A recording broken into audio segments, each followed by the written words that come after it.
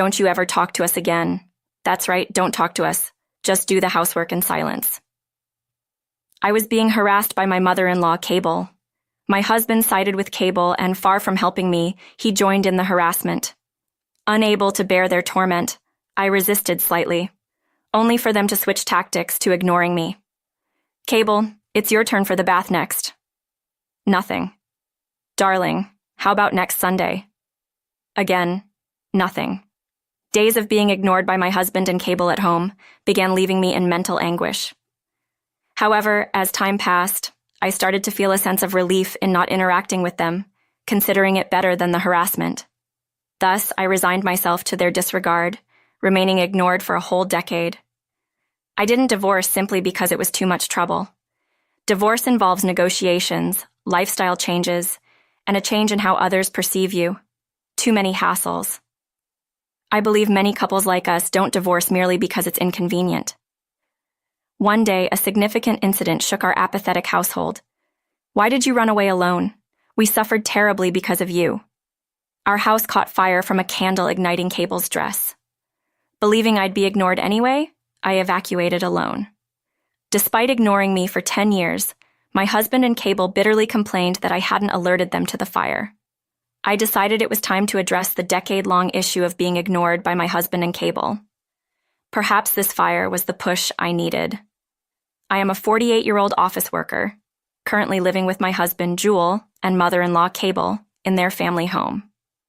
Our son, Mixon, now 24, has already moved out, and my father-in-law, Kettle, passed away 12 years ago. We started living with the in-laws about 15 years ago. Kettle fell ill, and as Cable was turning 60, my husband suggested we move in to provide support. Fortunately, the in-laws' house was close to our previous residence, so commuting and our son's schooling weren't affected. I preferred to keep things easy and maintain a familiar environment, but this was within my tolerance. We've received so much kindness from the in-laws, and I couldn't abandon them, so I agreed with my husband's suggestion. I'm sorry for burdening you with the care of an old man. What are you talking about? I don't find it a bother at all. Kettle was a typically dominant husband, strict with my husband and Cable. However, I knew his sternness towards them was out of love, wanting them to be more responsible.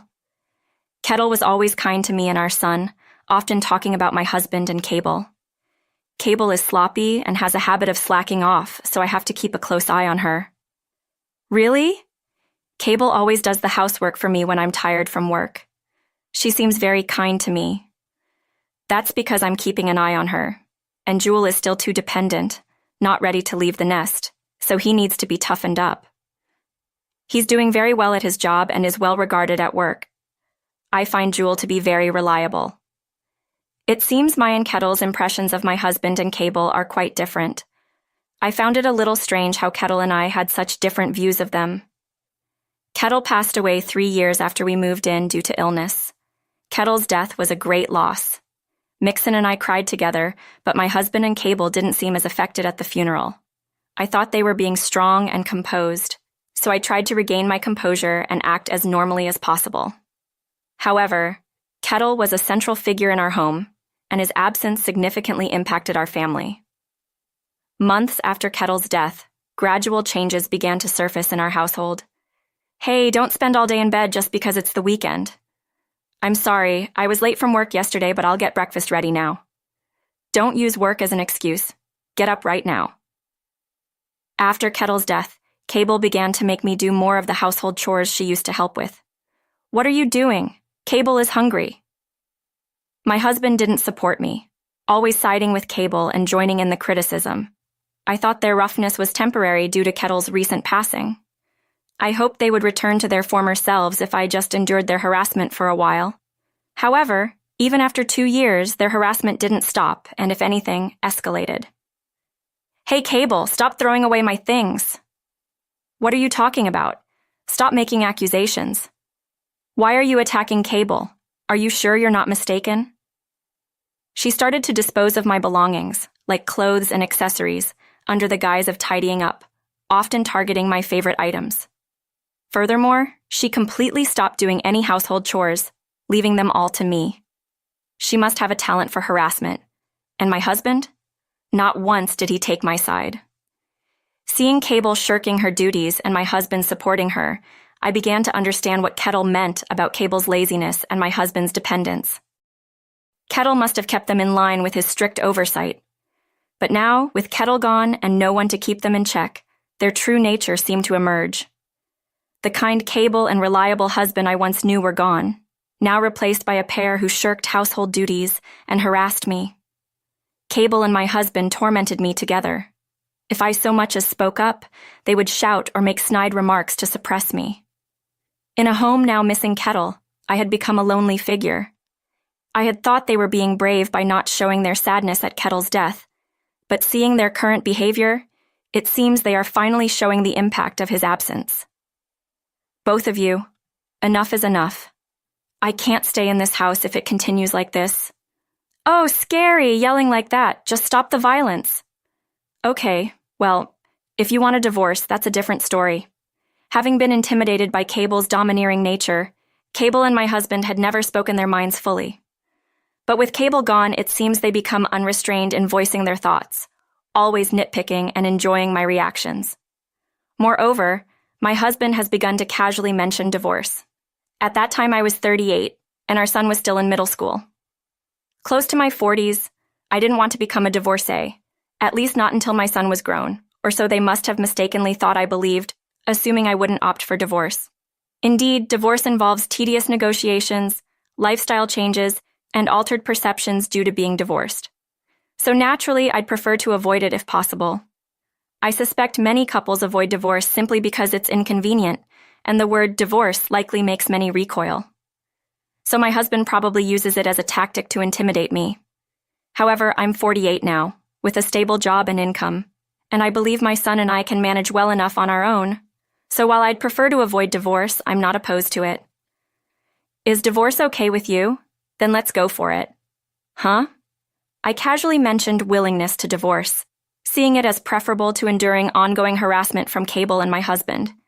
My statement clearly startled them. Their panic made sense. If I divorced and took our son, it would leave just the two of them in the family home. Cable is still well, but it's likely she may weaken or fall ill as time goes on. Caring for Cable while working alone will be challenging for my husband, making divorce a more significant burden for them. It's thoughtless to speak of divorce so lightly without considering the future. Don't be so defiant. Besides, there's no solid reason for divorce, so it's not likely to happen. It's true I'm harassed but not physically abused, and I'm not suffering extreme mental anguish. So if my husband refuses, divorce might indeed be difficult. However, I find divorce troublesome and would rather avoid it if possible. So if my husband doesn't want a divorce, that's fine too. If I express a willingness to divorce, it may reduce their harassment as they'll want to avoid me actually going through with it. But it seems my slight resistance in this conversation didn't sit well with them, and they decided to change their tactics. Don't you ever talk to us again? That's right, don't talk to us. Just do the housework in silence. And so they began to completely ignore me around the house. Cable, your turn for the bath is next. Darling, about next Sunday? If they can't beat me verbally, they resort to ignoring me like children. I initially thought ignoring me was a petty tactic, but it turned out to be surprisingly effective. Despite the harassment from my husband and Cable, being ignored in my own home brought a strong sense of loneliness and mental strain. My son was a middle schooler in the throes of adolescence, not much for family conversation. The onset of a life filled with silence and hardship began as I had no one to talk to at home. The silent treatment from the two was mentally challenging, but after a while, I started to find a sense of ease in not interacting with them, considering it better than the harassment. Thus, I came to accept the situation, leaving the issue of being ignored unaddressed for a whole decade. If I could live comfortably without changing anything and without getting a divorce, it was almost a wish come true. However, feeling intense loneliness at home for 10 years was undoubtedly tough. Additionally, it was frustrating and inconvenient not being able to communicate with Cable and my husband, as they wouldn't respond to me. There was a period when I attempted to reconcile and spoke to them, but my efforts were met with consistent disregard, leaving me feeling worse. So eventually, I gave up on repairing the relationship. One day, a significant incident occurred in our distant household. It was Cable's 13th death anniversary, and relatives gathered at the family home. It wasn't a large event. For the 13th anniversary, a monk was simply invited to the family home to chant sutras. By midday, the gathered relatives had left. "Oh, I'm tired. Jewel, let's eat lunch first." "Sounds good. We can leave the cleaning for later." Did Cable really do anything tiring? After all, I was the one who contacted the relatives and prepared the tea and snacks for hospitality all on my own. And my husband's words, though not directed at me, implied that they wouldn't bother cleaning up, essentially leaving it to me in a roundabout way. "I'll take care of the cleaning up then." They spoke to me in front of the relatives, but as soon as they left, Cable and my husband immediately reverted to ignoring me. Since they weren't going to clean up, I headed to the back room to start tidying. Entering the back room, I found Cable's dress and my husband's suit carelessly discarded. Apparently, cleaning these up was also left to me. Upon closer inspection, I noticed the ashtray had toppled over, and Cable's dress was covered in ash. Probably the mess was caused during their hasty undressing or by the discarded clothes hitting something. What were they thinking, leaving things around that could start a fire? The ash-covered dress looked like a hassle to clean up, so I decided to put away the cushions first, and then clean up the teacups and snack dishes the relatives had used. At that time, I underestimated the heat of the cigarette ash, thinking it wouldn't ignite like a candle. I later learned that the burning end of a cigarette can reach over 1,292 degrees Fahrenheit, and even the ash right after burning is over 572 degrees Fahrenheit. The main cause of the fire was the burning cigarette end igniting the wooden flooring, which then spread to the dress, fueling the flames. Ah, fire! After finishing the dishes and returning to the back room, I found the flames had grown to the size of a bonfire. This kind of smoldering combustion, like with cigarettes, is a common cause of fires, often due to oversight. The back room was a traditional style, filled with flammable materials like wooden flooring and lightweight doors.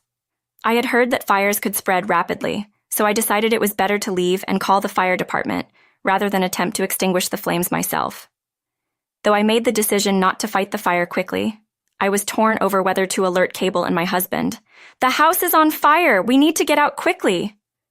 Even if I said that, they might not take me seriously or just ignore me, and while trying to convince them, the fire could spread. Was there a need to risk myself for two people who ignored me for 10 years? Maybe it was better to pretend I didn't see them in the house.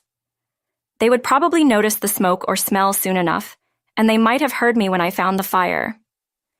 Considering their past behavior and weighing my safety against convincing them, I chose my safety and evacuated the house alone. Once outside, I quickly called the fire department. "My house is on fire. The flames are larger than a bonfire now, burning the back room." I conveyed the situation and confirmed what I needed to know. My husband and Cable might still be inside. They might not have noticed the fire, leaving them behind. I informed the firefighters that there were still people in the house. Of course, I didn't mention that I had intentionally not alerted them, given the potential size of the fire and the dangers of re-entering. I was instructed to wait for the fire truck on site. Since I've been told to wait by the professionals, all I can do is wait.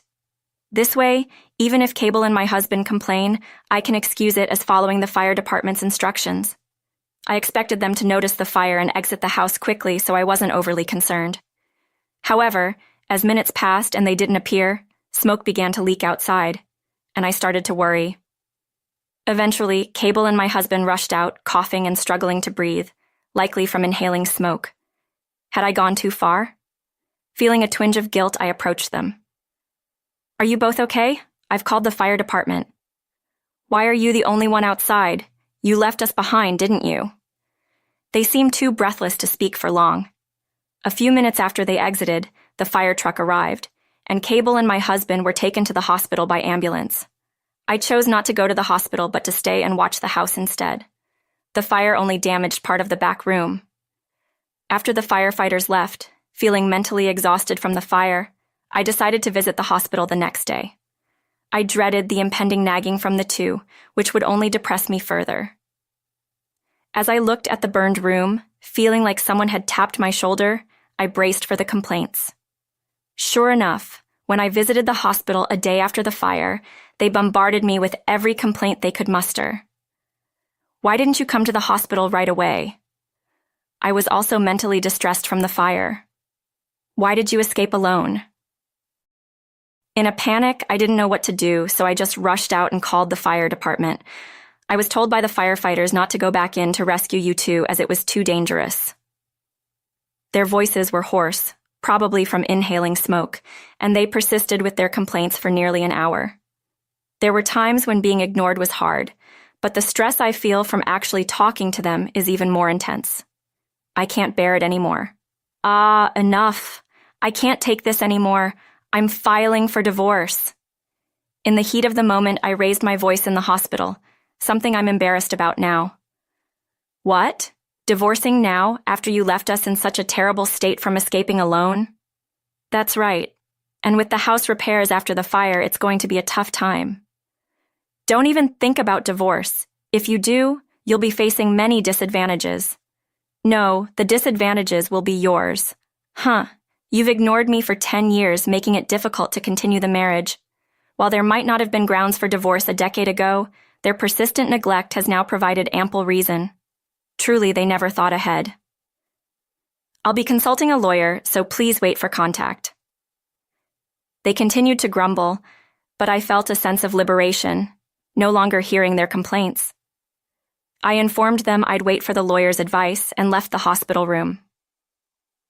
I was surprised at myself for impulsively pushing for divorce, perhaps spurred by the mental exhaustion from the fire. I recall feeling as if someone had tapped my shoulder in the burned room, possibly kind Kettle signaling it was time to stop enduring and leave the in-laws' home. Maybe Kettle had somehow orchestrated the fire to create a situation where I could finally divorce.